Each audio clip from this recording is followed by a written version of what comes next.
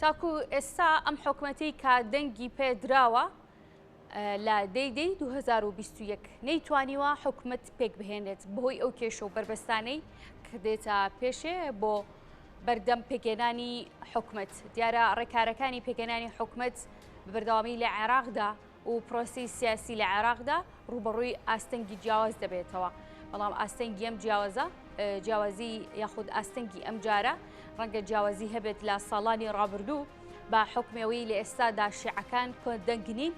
لەسەر پێگەێنانی حکوومەت کە لەلایەن کێوە ئاراستە بکرێت و کێ سەرکردایەتی و ئاراستەکەری ئەم حکوومەتە نوێ بێت. شیعەکان لە نێو خۆیاندا شەڕە ساردەکە کە ماوەی چەندێکە بەردەوامی هەیە لە ئێستادا وەکو چاودێرانی سیاسی باسی لێوە دەکەن، شارەزایان باسی لێوە دەکەن، مەترسی دروستبوونی شەڕە ساردەکە و گواستنەوەی شەڕی سارد بۆ شەڕی گەربی لێ دەکرێت. لەسەر ئەم بابەتانە من میوانێکم دەبێت گفتوگوی زیاتر لەگەڵ ئەودا دەکەم. بەڕێز شیروان میرزا کە بەڕێزیان ئەندامی خۆلی پێشووی ئەنجومەی نوێنەرانی عێراقن ڕاستەوخۆ بەڕێگەی سکایپ میوانی من دەبێت. کاک شیروان زۆر سپاس بۆ ئامادەبوونت. عێراق چی بەسەر دێت؟ ئەم کێشانە چییە کە بەرۆکی عێراقی گرتووە؟ تان لێبێ سڵاو لە بینەرانی کورسات، زۆر سپاس بۆ ئەو دەرفەتە. لە ڕاستیدا عێراق چی بەسەردێ دەکرێت بڵین پرسیارێکی زۆر ئاڵۆز و قورسەوە وەڵامەکەی ئاسان نییە. بەو پێی کە لە عێراقدا با بڵین چاوەڕوانیەکان یان ئەو پێشبینیانەی کە دەکرێت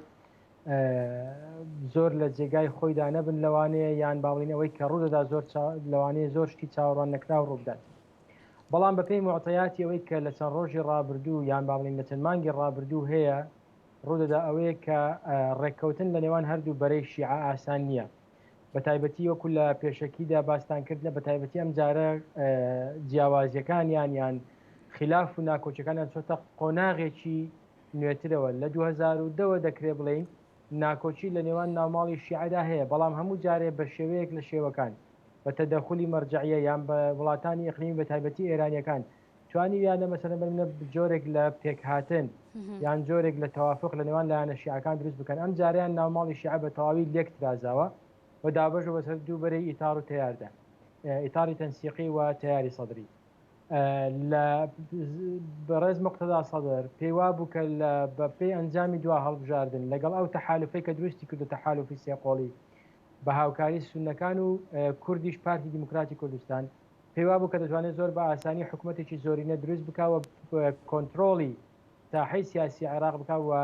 لەوێەوە دەست بکات بەو ئامانجانەی کە هەیەی. بەڵام بەهۆی دروستبوونی سەیەکی پەکخەر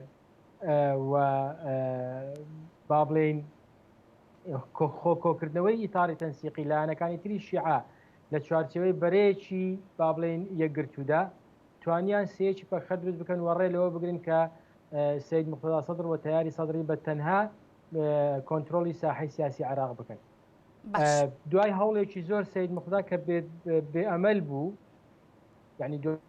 تەواو بێئەمەل بوو لەوەی کە ناتوانێت لە ڕێگەی ئەم پەرلەمانەوە و ئەو پرۆسە سیاسی ناو پەرلەمانەوە بتوانێت حکوومەتی زۆرینە دروستکراوە بوو کە پەرلەمانتارەکانی کشاندەوە، کە پەرلەمانتارەکانی کشاندەوە جاری تریش باسمان کردووە بەڕێز مقتەدا سەدر لە پەرلەمان کشاوەتەوە لە ساحەی سیاسی نەکشاوەتەوە. بۆیە ئەم جاریان بۆ ئەوەی کە ڕێگە بگرێت لە ئیتاری تەنسیقی، چکە ئیتاری تەنسیقی لە ڕاستیدا دایان نابوو کە بەڕێز محەممەد شیع سوودانی لە نزیکترین دەرفەتدا سەرۆکۆمارێک هەڵبژێرەوە ئەم سەرۆکۆمارە محەممەد شیع سوودانی تەکلیف کا بە پێکەنانی حکوومەت و حکوومەتێک دروست بکەن ئەم حکوومەتە دەست بە کارەکانی بکە. سید مقتەدا سەدر کە زانی ئەمان خەریکی بەپێکەنانی حکوومەتن ئەویش ئەو جاهات شەقامی گرت کە شەقامی گرت هاتە ناو پەرلەمان ئێستا داوای حەلی پەرلەمان دەکات. عێراق بەرەو دوو ئەگەر دەچێت لە ڕاستیدا یان ئەوەتە دەبێت لایەنەکانی ئیتاری تەنسیقی و کورد و سونەش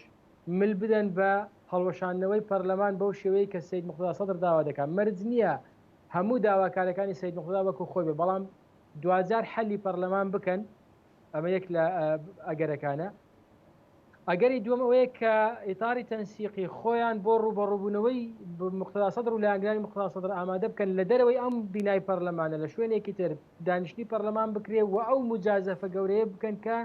سەرۆکۆمار هەڵبژێرن، سەرۆکۆمار کەسێک ڕاستپێرە بوو پێکەنانی حکوومەت، یعنی بڵێن حکوومەتێک پێک بێنن.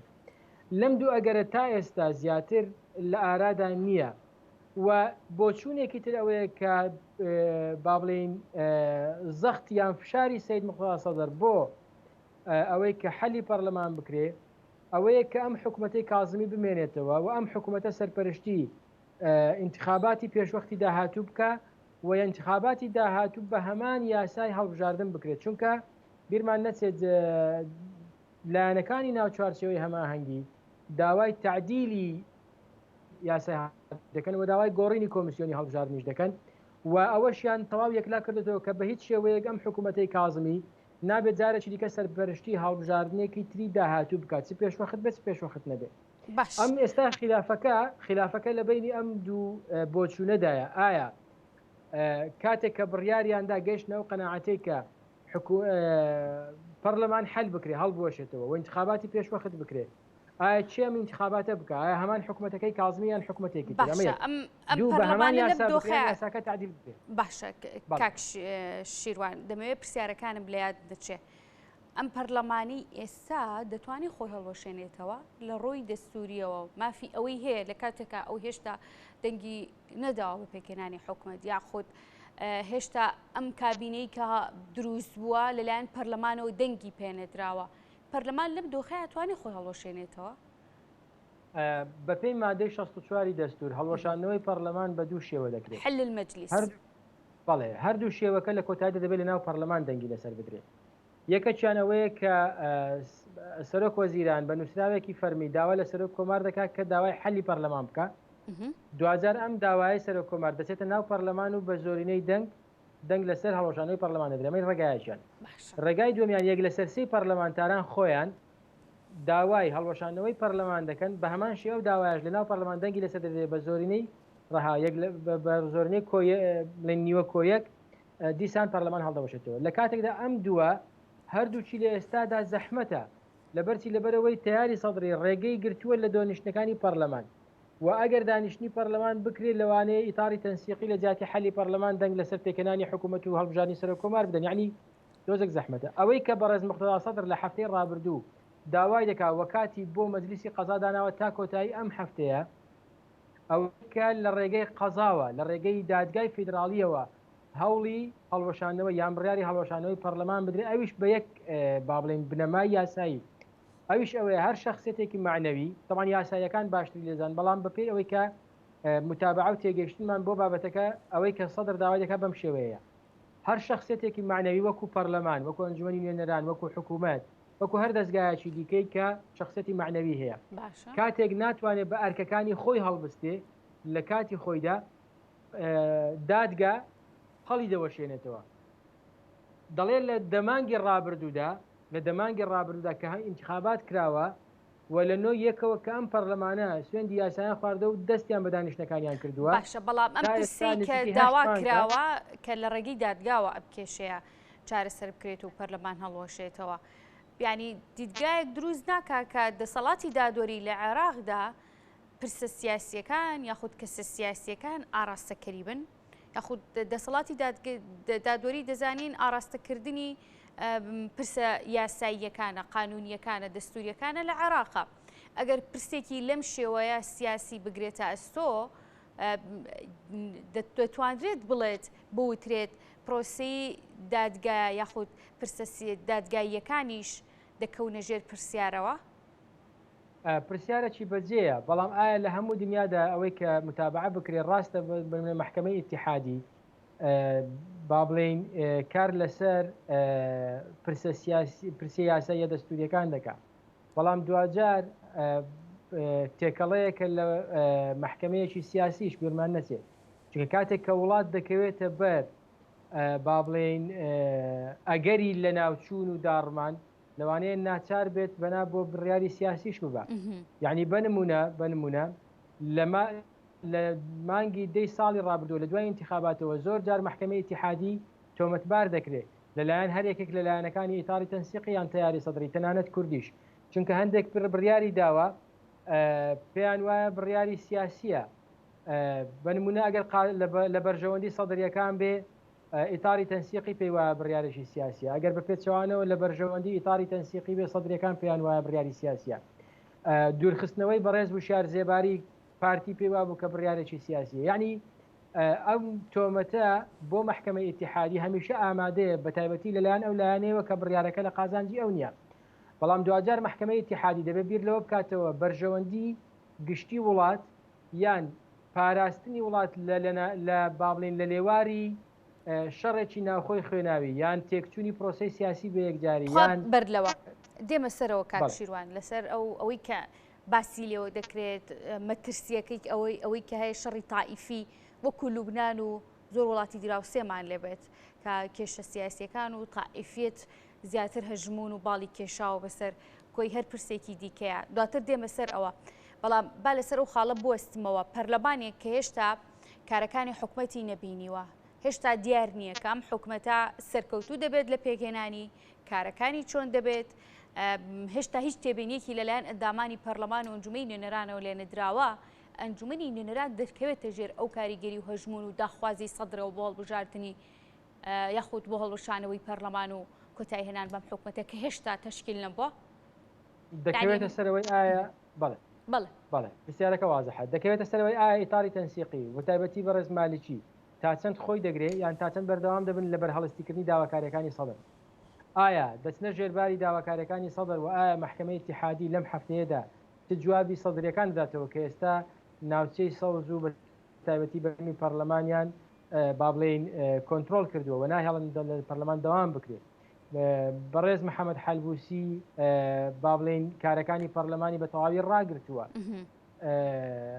کە با بڵێن هاوتەری بە لەگەڵ بڕیارەکەی سەدر لە ڕاستیدا تویتی کۆتایی بەڕێز مقتەدا سەدر جۆرێک لە ئاماژەیە بۆ فشارخستنە سەر مەجلیسی قەزا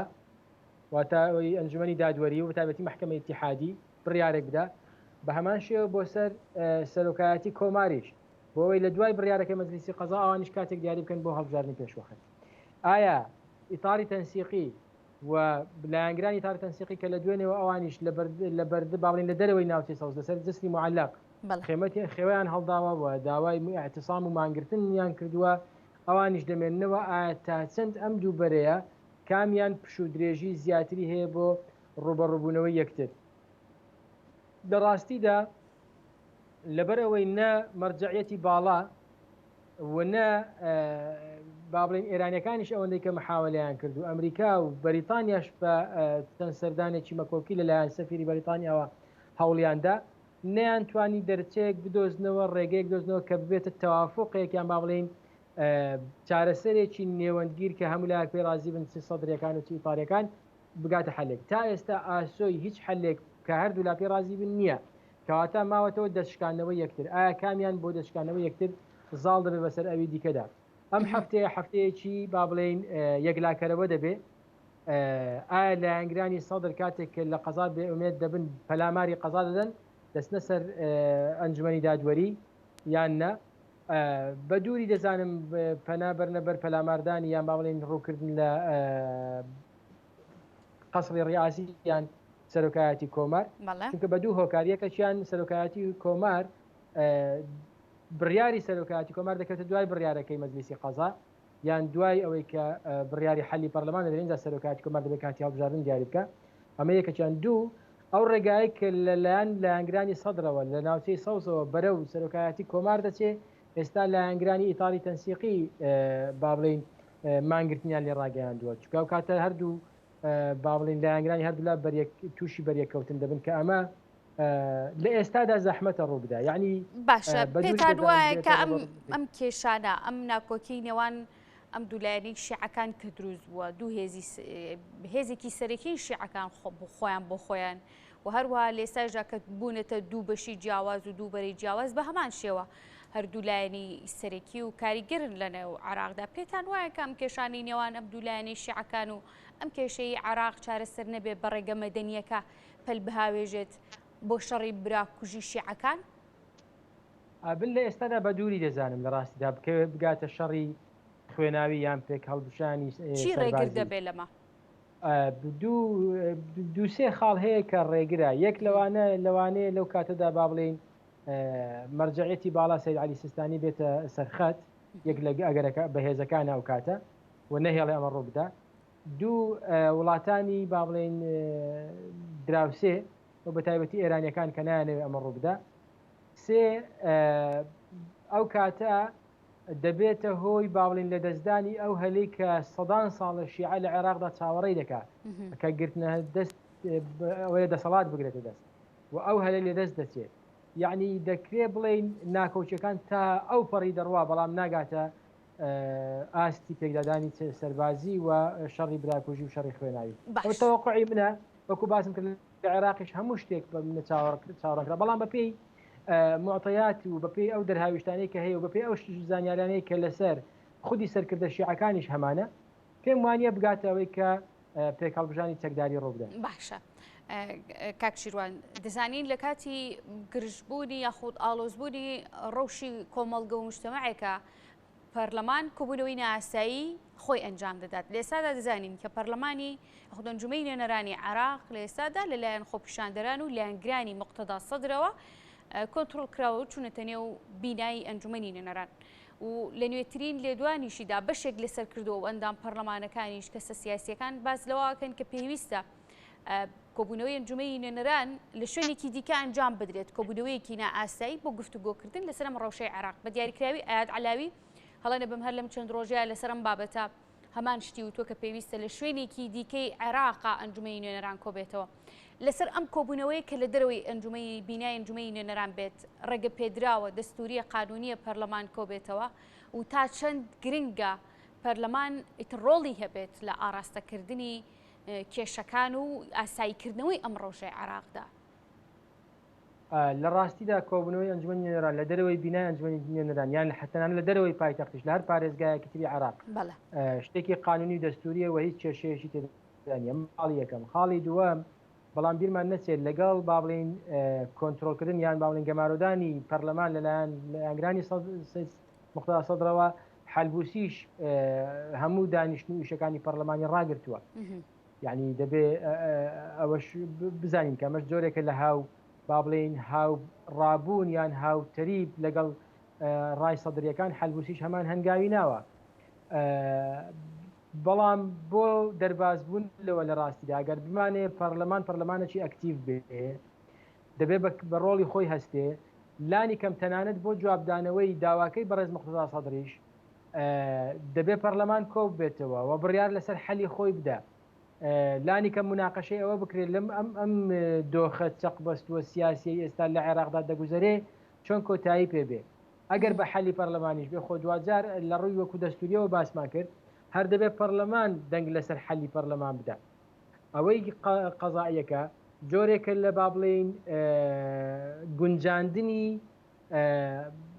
گەڕانەوەی بۆ مەبادیئەکانی ئەوەی کە هەموو شخصێتێکی معنەوی دەبێت بە ئەرکی خۆی هەڵبستێت. پەرلەمان وەکو شخصێتێکی معنەوی نەیتوانیەوە بە ئەرکی خۆی هەڵبستێت بۆیە سەدر داوای لە قەزا کرد و هەڵی بۆشێنەوە. ئەگەر نا شتێک نییە نەسێکی سەریحی دەستوری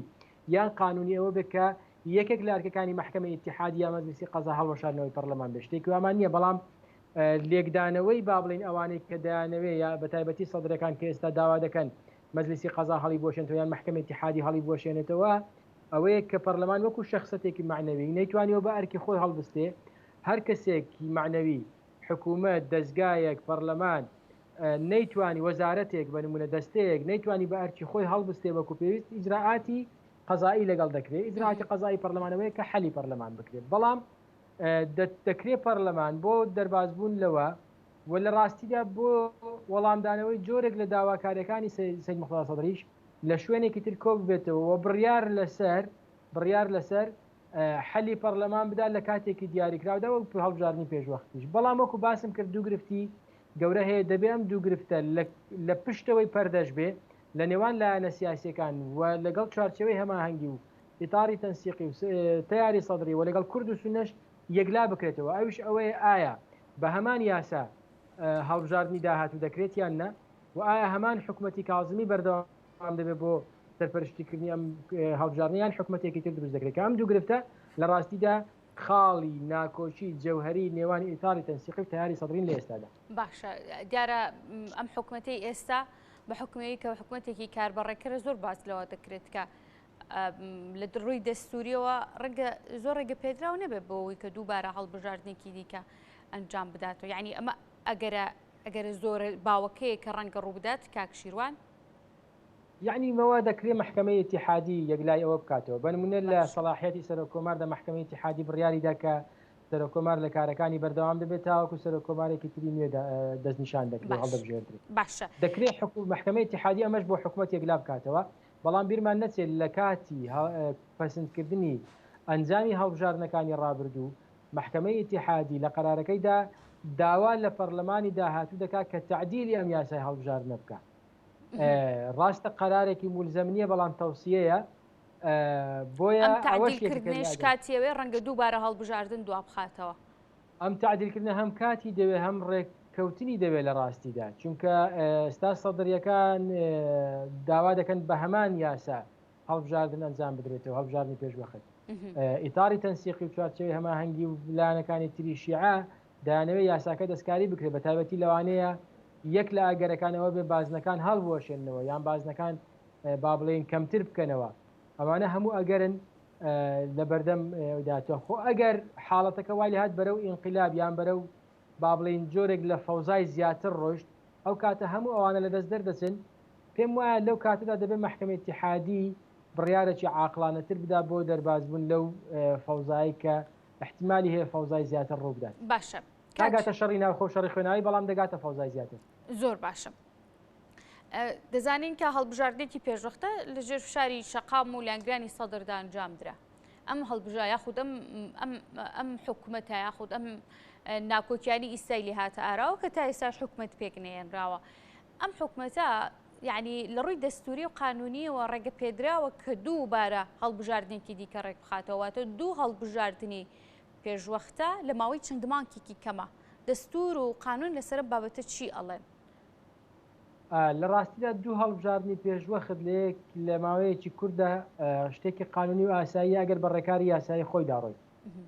بەنمونە پەرلەمان بڕیاری حەلکردنی خۆیدا و کاتی دیاریکردی بڵین کاتی هەڵبژاردننی پێشوەخت دیاری کرا و کۆمیسیۆن هەبوو، بەڵام ئەوەیان با بڵین ڕای قانونی جیاوازی لەسەر ئایا حکوومەتە دەتوانێت یان ناتوانێت. ئەم حکوومەتە چوارچێوەی هەماهەنگی بەڕەهایی ڕەتیان کردێتەوە کە حکوومەتەکەی کازمی بەردەوام بێ، وەڕەتیان کردێتەوە کە هەڵبژاردننی داهاتوو حکوومەتی کازمی سەرپەرشتی بکە. تەیاری سەدری و سەدرریەکان بە ناڕاستە و خۆش بێ دەیانەوێت حاڵەتەکە بەرەو ئەو با بڵێن ئەو دیفاکتۆیە یان ئەم ئەمری واقعە ببن کە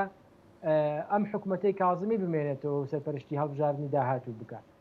لە ڕووی قانونی و لە ڕاستیدا وەکو باسم کرد ڕای قانونی جیاوازی لەسرە، بەڵام من پێم وایە محکمەی اتحادی بە بڕیارێک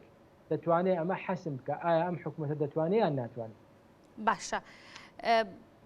بابەتێک هەیە کە باسی لێەوە دەکرێت کە لە عاشورادا سیستانی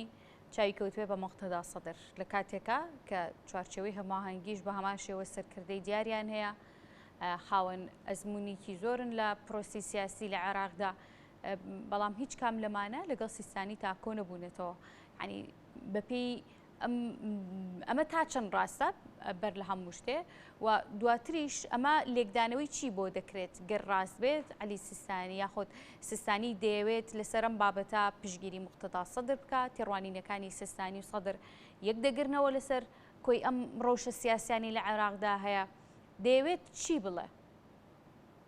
من ئەوەی کە من ئاگادار بم پێم وایە ڕاستە سید مقتەدا سەدر بەشداری لەو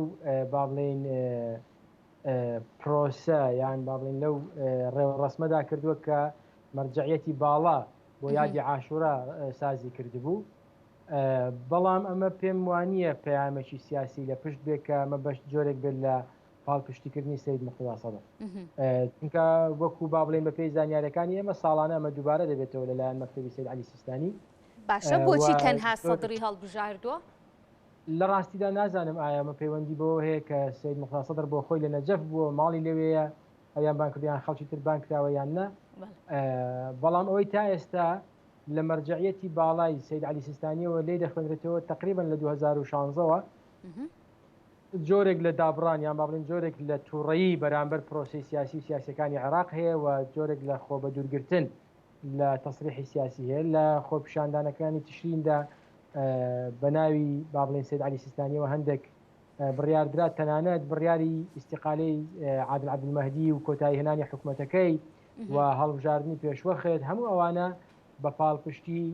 مەکتەبی سەید عەلی سیستانی بوو کە کاتی هەڵبژاردنەکان ڕۆژانی جومعە ڕاستپاردەکانی مەرجعەتی باڵا لە ڕێگەی ئەوانەوە بڵاو دەکرایەوە. تا ئێستا مەرجعیت لەم پرۆسەیەدا بێدەنگە. نازانم ئایا لە سەرکردەکانی چوارچێوەی هەماهەنگی کەس بەشداری کردووە یان نا بە تایبەتی ئەوانەی کە لە نەجەفن، بەڵام ڕاستە سەید موختەفا سەدر بەشداری کردووە وەکو ڕێوڕسمێکی ئاینی کە ساڵانە مەکتەبی سەید عەلی سیستانی بەڕێوەی دەبات. باشە، یاریزانی سێهەم لەم مەیدانیا بەدی دەکرێت کێ؟ بەداخەوە تا ئێستا یاریزانی سێهەمی بەهێز نییە. تەنانەت کورد و سونە دابەش بوون بەسەر هەردوو بەرەکەدا و جۆرێک لە بابڵین چاودێری وەزعەکە دەکەن لە جیاتەوەی کە یاریکەری ئەساسی بن لە ڕاستیدا و تا ئێستا بۆیە نەگەیشتونە هیچ حەلێک کە یاریکەری سێم نییە. بیرمان نەچێت جۆرێک لە بابڵین پاڵپشتی هەیە. ئێستا بە نمونە نەتەوە یەکگرتوەکان جنین بلاسخار، ئەمریکیەکان، بەریتانیەکان، تەنانەت خەلیجەکانیش دەیانەوێت کە بابڵین دەیانەوێت حکوومەت پێک بێت لەلایەن حکوومەتێکی زۆرینە لەلایەن سەید موختەفا سەدرەوە پشتیوانی ئەو جۆرە لە تێڕوانینیان دەکرد.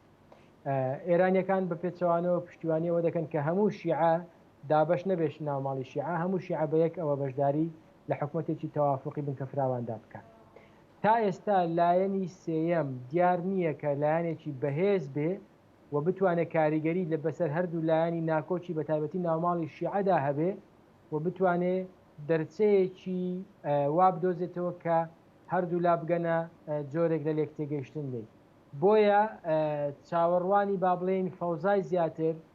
دەکرێت لە لێوان ئەم دوو بەرەی شیعەدا.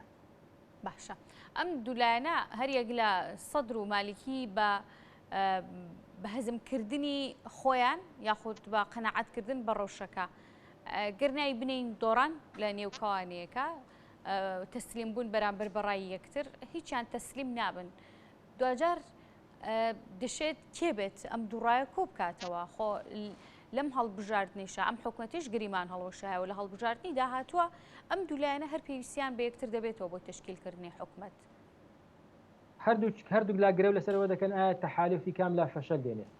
بەنمونە سەید موختەفا سەدر زۆر محاولەی کرد و زۆر گرێوی لەسەرەوە کرد کە ئیتاڵی تەنسیقی لێک هەڵبوەشێت. لانی کەم بەڕێز هادی عامری یان یەکێک لەوانە لە ئیتاڵی تەنسیقی بێتە دەرێ. ئەگەر هەڵنەوەشاوتەوە گاری هەڵۆشانەوەی نییە؟ ئەگەری هەڵوەشانەوەی نییە لەبەرەوەی ئەوان باوەڵین لەوە تێگەیشتن کە زەمانەتی مانەوەیان و بەردەوامبوونیان لە پرۆسی سیاسی بەیەکەوە بوونیانە. ئەگەرنە هەر یەکێکیان لەمە بێتە دەرێ دوجار لەوانەیە تیاری سەدری قوتی بدات. تیاری سەدری لەگەڵ ئەو هاوپەیمانەتی کە تێیدا بوو هاوپەیمانی سێقۆڵی کە تەحالفی سیادە خەمیس خەنجەر و ئەوان لەگەڵ پارتی دموکراتی کوردستان ئەوانیش تا ئێستا ئەگەر دیقەتی بەیاننامەکەی ئەمڕۆی مەکتەبی سیاسی پارتیش تقریبا هاو ڕای ڕبۆچوونەکانی سەید موختەفا سەدرە، یعنی ڕاگررتنی ئیشوکارەکانی پەرلەمان لەلایەن حەلبوسیەوە جۆرێکە لە با بڵێن پابندبوون یان هاوڕابوون لەگەڵ هەنگاوەکانی سەید موختەفا سەدر. تا ئێستا تەحالفەش ئەگەر بە زەقیش نەبێ هەرماوەتەوە هەردوو لاگرێو لەسەر ئەوە دەکەن ئایا کام تەحالفە شکست دێنێ کام تەحالفە هەڵدەوەشێ، چونکە بە بەردەوامبوونی هەردوو تەحالفەکە هەمان گرفت دێتەوە پێشێ. بە تایبەتی ئەگەر یاسای هەڵبژاردن تعدیل نەکرێت بە هەمان یاسای هەڵبژاردن و هەمان بازنەکان انتخابات بکرێتەوە لەوانەیە گۆڕانکاریی وا دروست نەکە هەمان با بڵین هەمان دەرئەنجامی دەبێت کە هەمان دەرئەنجامی هەبوو یعنی تووشی هەمان کێشە دەبینەوە. بەڵام وەکو باسم کرد هەردوو لا گرێو لەسەرەوە دەکەن کە تەحالفی کام لایەن هەڵدەوەشێ. باشە زەحمەتە تا ئێستا با بڵین یان بلانی کەم تا هەڵبژاردنێکی تر هیچ لایەنێکیان لەم تەحالفی کە تێدان بێنە دەرێت. باشە کاک شیروان و زۆر جار قسەیەک دەوترێت هەر لە سەرەتاکانی ئەم دەنگدان و ئەم حکوومەتەوە زۆر باز لەوە دەکرات بە تایبەتی ئەو بەرەی کە بە دژی سەدریەکان بوون دژی موختەفا سەدر و باسییان لەوە کرد کە سەدر ئامانجی ئەوەیە ببێت بە مەرجعیەتی شیعەکان لە نێو عێراقدا. ینی پروشک و دووکەڵی ئەم قسانە لەکوێوە دێت؟ فعلا موختەفا سەدر نیازێکی لەم جۆرەی هەیە گەر نیازێکی لەم جۆرەی هەبێ سستانی و مەرجەعیەتی ئێستای عێراق لەسەر ئەم بابەتە چی دەڵێ؟ ئەو بۆچوونە یا ماڵین ئەو تموحەی کە عائیلەی سەدرریەکان هەیەە بۆ ئەوەی بوون بە مەرجەعی باڵا لە عێراقدا بعدێکی تاریخی کۆنی هەیە لە ناو عائیلەی سەدرریەکاندا و بیرمان نەچێ هەر بۆچوونی با بڵێن سید مقتدا سەدر و سەدرریەکانیش بەشێکی زۆریان وایە کە مەرجەعی با بڵێن یان بڵێن مەرجەعیەتی شیعە لە دنیادا نەجەفە نەک قوم هەر بۆیە بڕوایان بە ویلایەت الفەقیه نییە بڕوایان بە مەرجەعیەتی قوم نییە تا ڕادەیەکی زۆر ڕاستە لەوانەیە زۆر زەقی نەکەنەوە تا ئێستا بەڵام پێیان وایە کە مەرجەعیەتی باڵای شیعەکانی دنیا دەبێت لە نەجەف بێ و نەجەف مەرجەعیەتی شیعەکانە ئەم بۆچوونەیان هەیە بەڵام تا سید عەلی سیستانی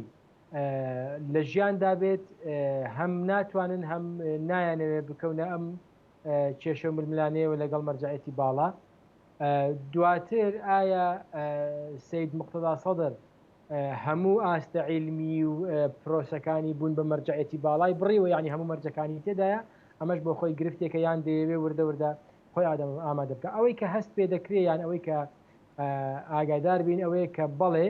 ئەم بۆچونە لەلایەن سەدرریەکانیش و لەلای خودی سید مقتدا سەدریشەوە هەیە بەڵام زۆر زەق ناکرێتەوە تا ئەو کاتێک کە سید عەلی سیستانی لە ژیاندا بێت. باش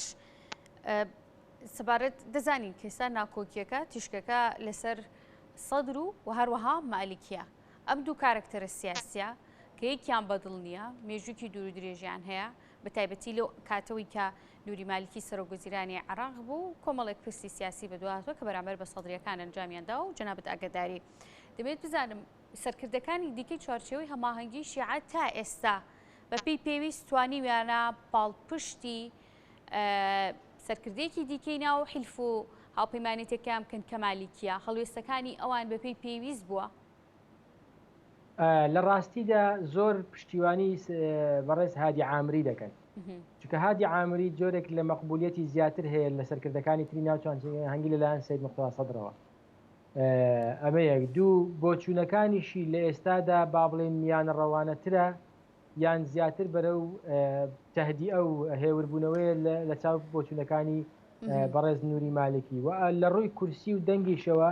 لە ڕاستیدا لە ناو چوارچێوەی هەماهەنگی لە ئێستادا هەر ئەو دوو سەرکردەیە کورسی و دەنگیان زۆرە بەڕێز عەمار حەکیم بەڕێز عەبادی و قەیس خەزعەلی فالح فەیاض هەموو ئەوانەی تر دەنجیان کەمترە و با بڵێن ئەو کاریگەریە زۆرەیان نییە کە هەرێکە لە نووری مالکی و هادی عامری لە ناو چوارچێوەی هەماهەنگی هەیەە هادی عامری وەکو باسم کرد نەرمترە و بۆچوونەکانی تەسەوراتی زیاتر بەرەو تەهدیئەیە و مەقبولتریشە لەلایەن سید مقتدا سەدرەوە لە چاو نووری مالکی بۆیە سەرکردەکانی چوارچێوەی هەماهەنگی زۆر پشتیوانی هادی عامری دەکەن و زۆر هەوڵی ئەوە دەدەن کە نەوەک لە با بڵێن لە قەرارێکی سیاسیدا یان لە بڕیارێکدا هادی عامری لە چوارچێوەی هەماهەنگی دەرچێت چونکە سید مقتدا سەدر زۆر گرێوی لەسەرەوە کرد کە هادی عامری لە چوارچێوەی هەماهەنگی دوور بخاتەوە بەڵام نەیتوانی وەکو باسم کرد پێشتر لەبەر چی بوو لەبەرەوەی هەموو با بڵێن لایەنەکانی ناو چوارچێوەی هەماهەنگی دڵنیان لەوەی کە مانەوە و بەردەوامبوونیان بە یەکگرتوویی و بە یەکەوە بوونیانە لە ناو چوارچێوەی هەماهەنگی ئەم چوارچێوەی هەماهەنگی ئەم تەحالوفەی کە هەیەە هەڵبووەشێ لە ڕاستیدا بە تەنها هیچیان ناتوانن بەرامبەر سید مقتدا سەدر خۆ بگرن یان بەو شێوەیە سیاست بکەن کە دەیانێت. باش زۆر باس لە دەستکاریکردنی دەستوریش دەکرێت لە نێو ئەم بگرە و بەردەیە لە نێو ئەم کێشە سیاسیانەی عێراق کە لە نێوان بە تایبەتی لە نێو شیعەکاندا هەیە ینی دەکرێت پریشکی کێشەکان بەرەو دەستور بڕوات و دووبارە دەستور دەستکاری بکرێتەوە گەر دەستور دەستکاری کرا لە بەرژەوەندی کووردا کاک شیروان لە ڕاستیدا پرسیارێکی زۆر بەجێ جارێ یەکەم ئەگەر دیقەت بدەین سید مقتدا سەدر لە دواتویتیدا باسی تعدیلی دەستور ناکە یعنی پێدەچێ بە نمونە گەشتبنەوە قەناعەتێک کە دەستکاریکردنی دەستور لەم قۆناغی ئێستادا ئاسان نییە و لە ڕاستیشدا هەر بۆ هیچ قۆناغێک ئاسان نییە دەستکاریکردنی دەستور چونکە پێویستی بە دەنگدانی ناو پەرلەمان و پێویستی بە ئیستفتا و ڕاپرسی هەیە و هەر با بڵێن بە سێ پار دوو لەسەر سێ پارێزگا ڕەتیان کردەوە ڕەت دەکرێتەوە یعنی ئاسان نییە تعدیلی دەستور ئەمە خاڵی یەکەم خاڵی دووەم بەسەبارەت بە بەشی دووەمی پرسیارەکەت ئایا بۆ کورد چۆن دەبێت لە ڕاستیدا بۆ کورد دەکەوێتە سەرەوەی ئایا کورد تا چەند وجودی خۆی لە عێراقدا هەیە و تا چەند یەکگرتووە و تا چەند دەتوانێت یاریکەرێکی ئەساسی و باش بێت لەو تعدیلەی کە دەکرێت یعنی لەوانەیە بڵێن ئەگەر ئەوەی کە ئێستا بۆ کورد لە ناو دەستوردا زامن کراوە ئەگەر هەمووشی جێبەجێ نەکرابێ شتێکی باشە بەڵام ئایا تعدیلی دەستور بەرەو با بڵێن بەرەو باشتر دەچێت سەبارەت بە کوردیان بەرەو خراپتر طبعا یەک لە هەدەفەکانی داواکردنی سید موختار سەدر بۆ تعدیلی دەستور با بڵێن ئەو لابرنیە و کۆسبە بوو کە بوو بە کۆسب لە بەردەمی لە هەڵبژاردننی سەرۆکۆمار و ڕاستباردننی سەرۆکاتی ئەنجومەنی وەزیران لەوەوە داوای ئەوە کرد ئایا ئەمە پەل دەچێشێ بۆ دەستکاریکردنی مافەکانی کوردیش یان ئایا احتیمالی ئەوەی نییە کە سەر بکێشێ بۆ دابەشبوونی عێراق بۆ چەند فیدراڵێتێکی تریان بەچەر بۆ کۆنفیدراڵی ینی یان با بڵێن ئەو هەڵانەی کە لە دەستوردا کراوە جارێکی دیکە ڕاستکردنەوەی بەڕای مەیە ناکرێمە بە نمونە هەموو جارێ بەترسەوە لە تعدیلی دەستور بڕوانی دەکرێت بە وریاییەوە بەڵام بە چانس و بە فرسەتێکشی تەماشا بکەین بۆی کە ئەوەی کە با بڵین هەمانە وەکو هەرێمێکی فیدراڵی چۆن بتوانین لە دەستوری داهاتوودا یان با بڵین تعدیلی دەستورەکەدا باشتر جێگەی بکەینەوە ئەگەر یاریکەرێکی باش و یەکگرتو بتوانین ڕێککەوتنی باش بکەین چونکە ئەوەی کە داوای تعدیلی دەستور دەکات بە دڵنیایە پێویستی بە دەنجی کوردیشە ئەو کاتە ئەگەر زامنی مافەکانی کوردی تێدا بێ تعدیلی دەستور بۆ خراپ بێ لەوانەیە پێچەوانەوە هەنگاوێکی باش بێت باش کاک شیروان هەوڵ دەدەم بکەم بە دوا پرسیار لەسەر ئەوەی کە زۆر جار وەکو ڕایەک وەکو تێبینیەک دەوترێت وەکو پێشنیازێک دەوترێت لەلایەن کەسانی شارەزاوە و چاودێران و وارووا تەنانەتەندان پەرلەمانەکانی عێراقیش باز لەوە دەکرێت کە ڕەنگە درێژکردنەوەی ماوەی دەستوری سەرۆک کۆمار و هەروەها سەرۆکوەزیرانی عێراق ئەوەی کە ئێستان هەرێک لا بەڕێز دکتۆر بەرهەم ساڵح و هەروەها مستەفا کازمی ماوە دەستوریەکان بۆ درێژکرێتەوە ڕەنگە کێشەکە چارەسەر بکات لە نێوان شیعەکانە ئەمە ئەگەرێکی واردە یعنی پێدەچێت ئەمە جێبەجێ بکرێت بۆ کۆتایی هێنان یاخود ئەوکردن بەم ئاگرێکی هەیە لە نێو عێراقا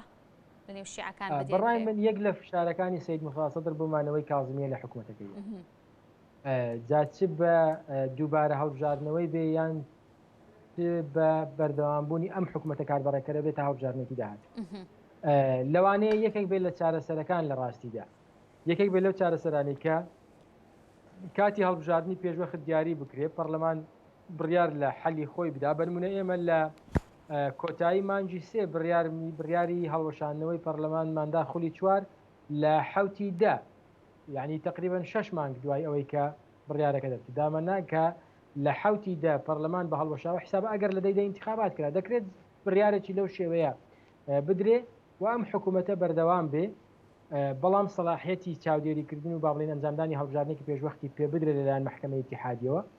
و لەلایەن لایەنە سیاسەکانیشەوە طبعاً سەرۆک کۆماریش بەردەوام بێ لە کارەکەی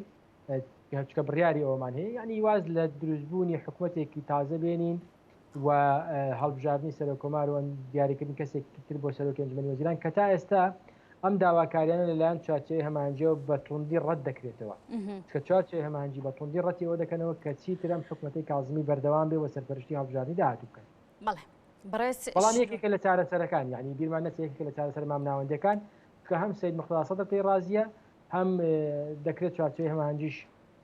لەو ئاستە داواکاریان ئەوەندە بێنە خوارەوە بۆەوەی کە لەم چەق بەستویە عێراق ڕزگاری بێت بەڕێز شیروان میرزا کە بەڕێزیانە دامی خولی پێشوێ ئەنجومەنی نوێنەرانی عێراق بوون زۆر سپاس کا بەڕێگەی سکایپ ڕاستەخۆ لە ڕانی و میوانی ئێمە بووین ماندوونێ بوون